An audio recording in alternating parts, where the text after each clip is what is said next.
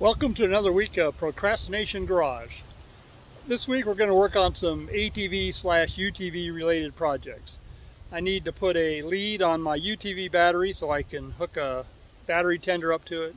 I need to install a couple of horns on my ATVs, and then I need to set up a tie-down system on my trailer for the UTV. So let's get to it.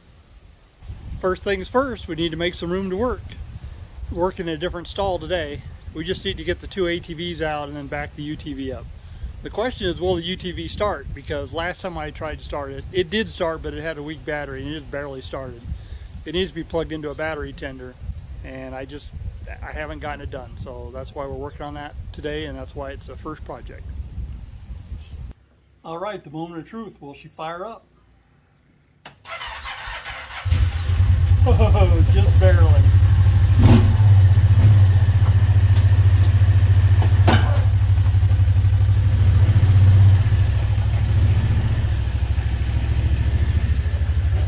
The battery's up in the right front wheel well, and we just need to get back in there, loosen things up, and put the little lead in there. Every time you buy a battery tender, it comes with one of these little things that you wire directly to the battery, and then it plugs in to it. I've got them on most of my other vehicles. I just never gotten around to putting one on here. You know what? I just realized I think I can cheat. When I installed the Badlands winch, I had to bring battery cables all the way up here to this little controller box. And I bet you I can just tie in positive and negative right there. I'm going to put a meter on it and make sure I got power there. But boy, that'll make life a lot easier than trying to get at the battery. This is a goofy meter. It goes from 10 volt to 250 volts on the scale. And of course it's a 12 volt, so I'm just going to tap it and just see what it does when it's on the 10 volt. Yep, looky there. We got power, so we're going to go ahead and tie in right there. Yeah, we're off to a good start. Where do you keep your 10mm wrench? Right down in there, next to the battery. Can you see it there? Yeah, I dropped it from above. That's about par for the course. This isn't my first rodeo. I've got a magnet. We're all set. This has worked out pretty sweet. So I've got the leads hooked up to the positive and negative on there. And you can see it routed through there. And I need to put a couple zip ties there. Anyway, got it coming out the front, hanging right here, so I can just hang the battery tender off the front. Easy peasy. I'm not 100% satisfied. I've got 3 zip ties holding it. It's nice and clean looking. The problem is where the wire runs underneath the little hood area there, it comes right across the top of the radiator and kind of a sharp edge. So I think I want one more zip tie. About where that zip tie is sitting, I'm going to drill 2 holes and just go down through and back up the other side and trap the wire underneath there, and that'll hold it away from the radiator. I fed the one end down through, but I'm having a hard time fishing the other end up because there's not a whole lot of room. So you can do things the hard way, which is what I was doing, or we can move on to the smart way with a long pair of needle nose, and we'll reach in from here and push it up through. Even doing it the smart way was hard, let me tell you. I removed a couple of screws to make it a little easier to pull the panel up to get my hand in there, but it wasn't enough. Got to put the screws back in. As you can see, we've got it all cut off. Now all we got to do is hope that the hood still fits on there. We'll check that in just a sec. Beautiful. Hood back on, doesn't rub or anything, at least not that I can tell. This project is done. Now let's pull the thing back in, if it'll start again, which it should. And we'll get a battery tender plugged in, and it'll be ready to go next time I want to ride. It made a liar out of me. It would not start. So I snagged the battery tender that was plugged into the motorhome and brought it over here and plugged it in. But I've got a red light there, which I think means it's not doing anything. I think it should be flashing. I think it's just because it's too low and it's a battery tender, not a battery charger. So we dug out our battery charger and we're getting ready to hook that up and see if that works better. Yeah, we've got another battery charger hooked up and it's saying bad battery. And I know it's just because it's been taken down too low. I don't know if it's charging. It says it's charging, but I'm not sure if it really is. We're going to leave it on here for a while and see what it does. I think I've got an old school charger somewhere. I may have to hook that one up, and it doesn't have all the fancy electronics, and it'll do a better job of bringing a really bad battery up. I may have waited too long. I may have to put a new battery in it. lesson learned. With all the power equipment out there today, you got to keep your batteries charged up. You got to have maintainers on them. Otherwise, if they sit for long periods of time, this is what you end up with. My own fault. Moving on to the next projects, we'll call them 2 and 3, is adding horns to both my Can-Am 400s. In Washington State, you can have a restricted road license, but you have to have a mirror and a horn on an ATV. On a UTV, you have to have turn signals.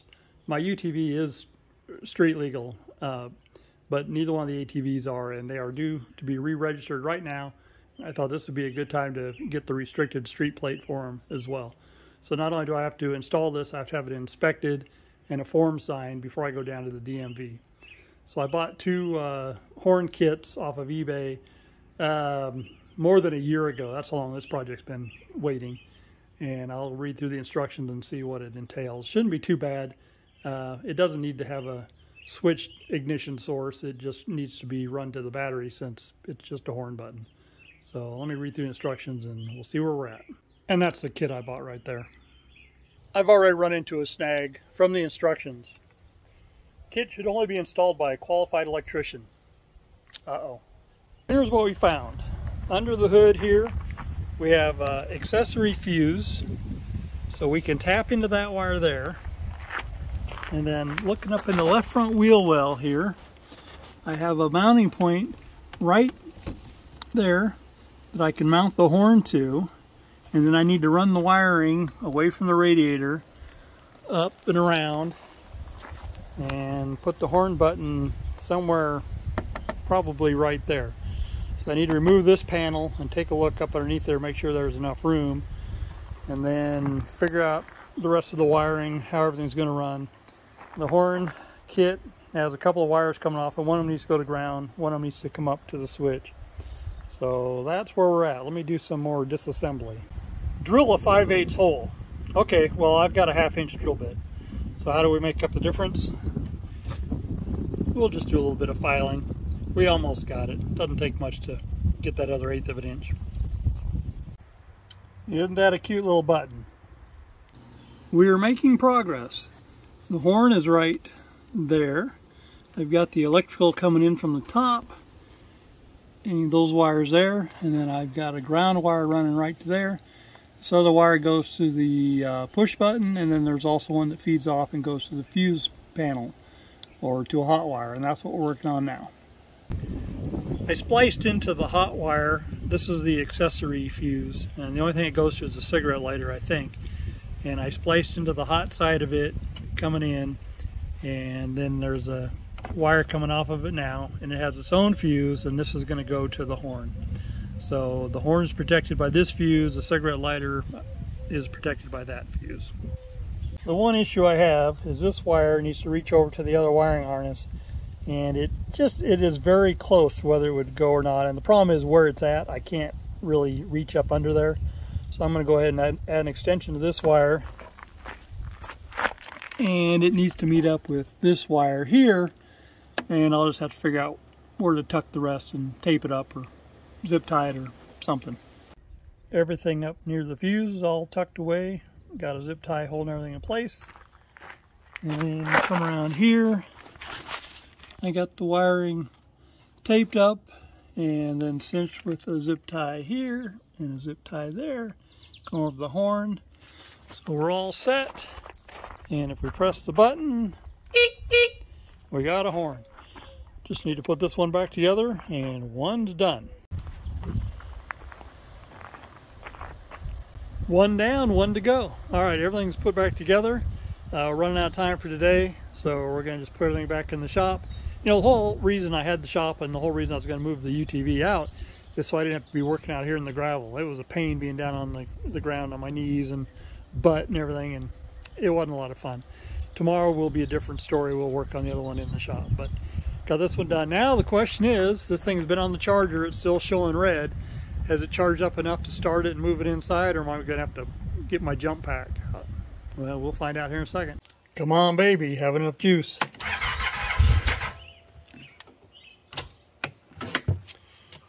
Well, she almost had enough juice. Fuel injection didn't quite catch it, so we'll have to hook the jump pack up. Okay, jump pack's hooked up.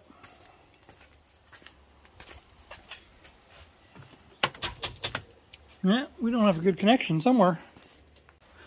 Try again. I'm not sure what's going on. I figured out what my problem is. This little extension probably works just fine for the maintainer, the little battery tender, but the fact that it's got a fuse in it did not like being backfed for sure with the jump pack, and maybe not even with the other charger I had hooked up. So it had popped the fuse, so it didn't work. So now I've got the jump pack going straight to the battery. It just shows what kind of electrician I actually am, I guess. Anyway, we'll have to figure that out, but first we got to get the thing started. I suspect now to fire right up.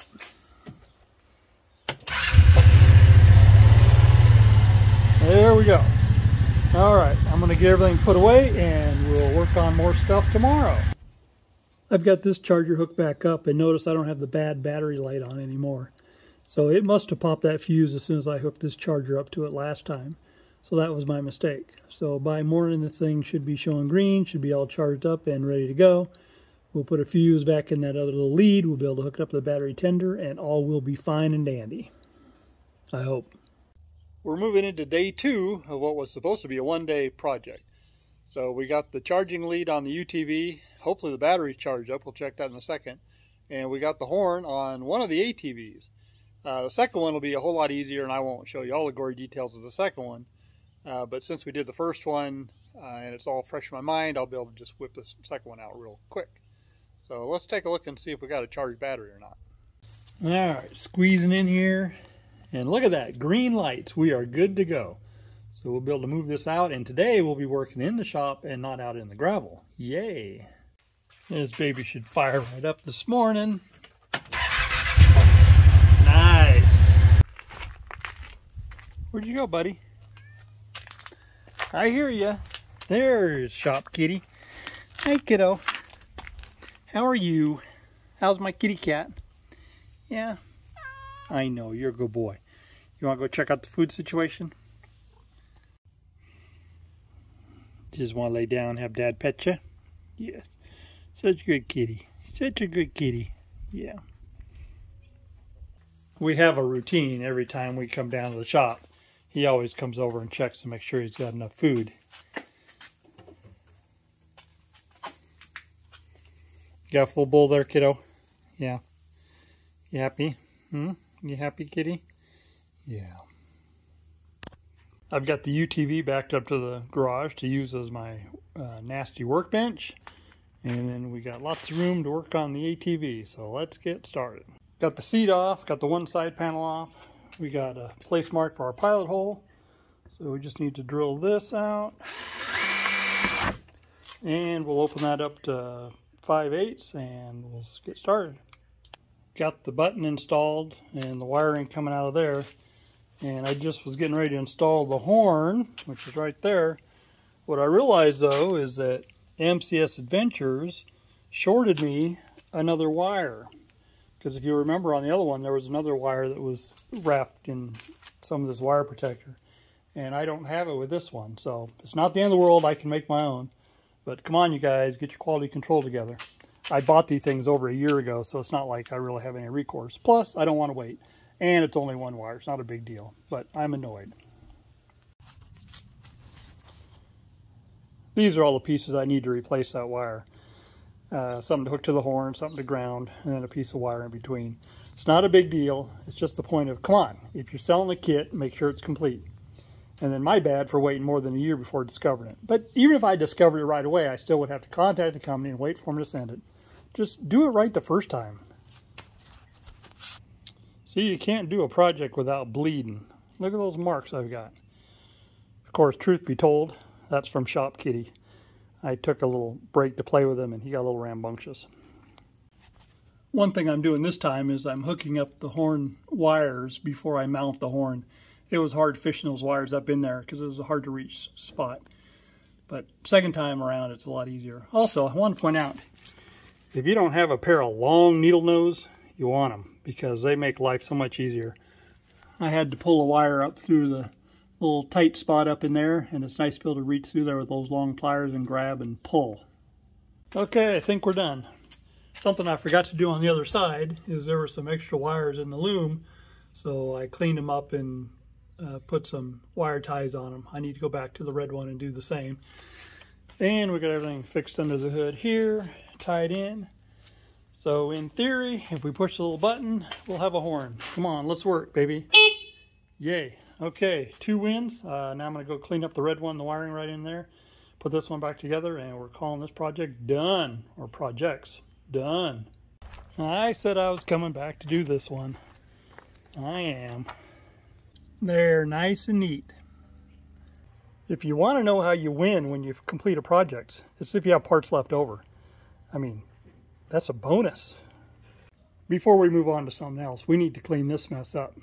I mean, this UTV should be ready to go to the mountains at a moment's notice, and it certainly is not. I just kind of use it as a junk bin here in the back. So let's get it cleaned up. All straightened up, ready for a trip to the mountains. Got the chainsaw, jack, axe, porta potty, little handsaw. We're ready to go. Now, I was going to work on the trailer, putting some hold downs for the UTV wheels, but you know, I've got another problem. This thing that's on the back of this ATV here, it doesn't stay on there. It used to have straps that held it right there, but over time they've broke. So I think we need to come up with something else. And what I'm thinking is maybe put down like a piece of plywood or something and drill through it, and then it can mount to that below.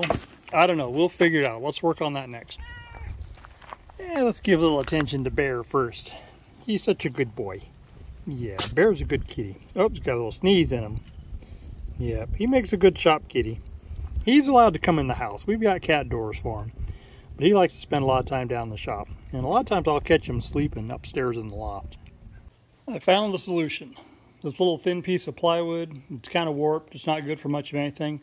I'm going to cut out 2 sections of it. One that fits down in each of these little compartment areas here. And you know, actually, these things move. They slide out of the way. Maybe I'll make it to go all the way across here, and then I'll just drill a couple holes down through into the bottom and into the rack.